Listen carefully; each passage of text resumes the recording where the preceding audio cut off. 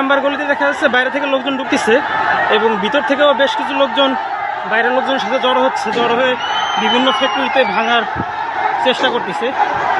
নেভির সামনে গেট পিটাচ্ছে।